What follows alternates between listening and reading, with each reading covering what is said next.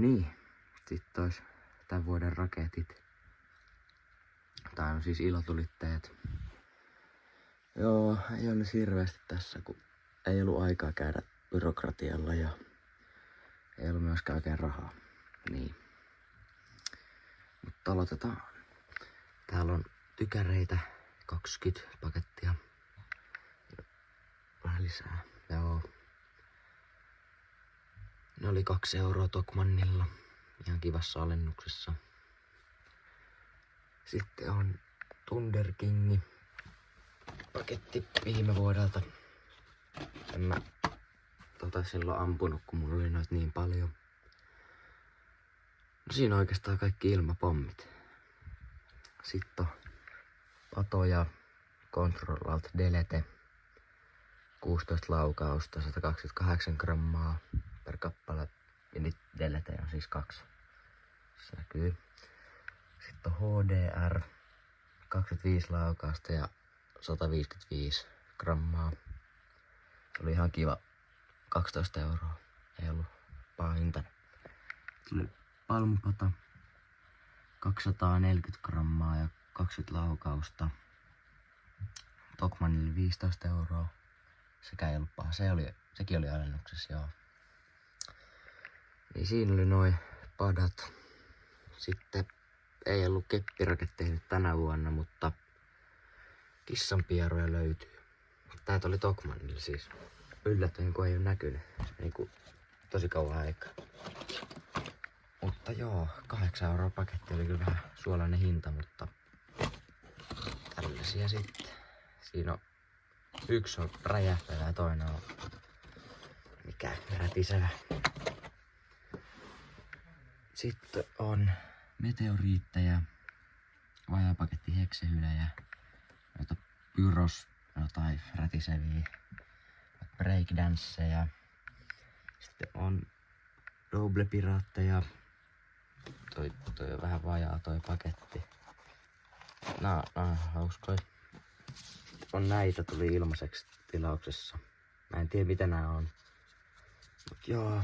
Ja sitten on vielä vajaa paketti Sannebeller Beta. Siinä oli vähän niinku kaikki. Niin tää oli nyt vähän lyhyt tää video, niin käydään vielä testaa pari tällaista. Ja voidaan yksi tällainen testaa. No niin, nyt ollaan ulkona ja voidaan testaa. Missä se syttyslanka on? Tää on siis... Tää on se räjähtävä kissanpieru.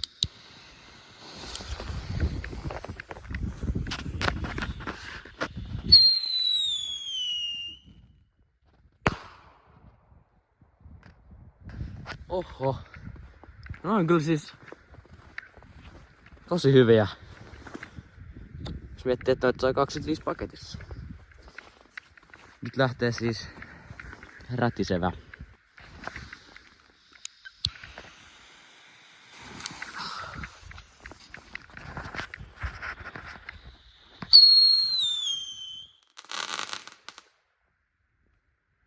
No sehän oli.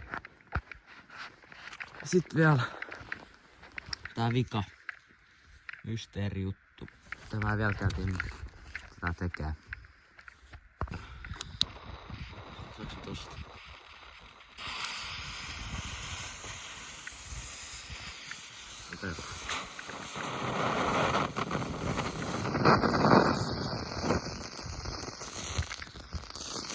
Mä en vieläkään... Onks tää joku sytytyspuikko?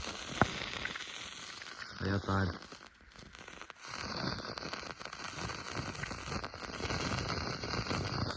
On kyllä aika tylsä.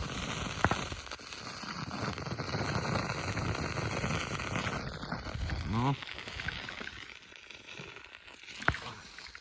Sinne meni. No. Se vielä ei alkaa sammaa. Siellä lunta potkii täällä.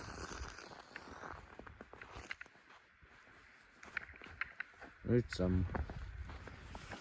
No niin, tässä on sitten tämän vuoden raketit. Ja huomenna tulee sitten ei huomenna, vaan ylihuomenna tulee sitten se UV-video. Joo.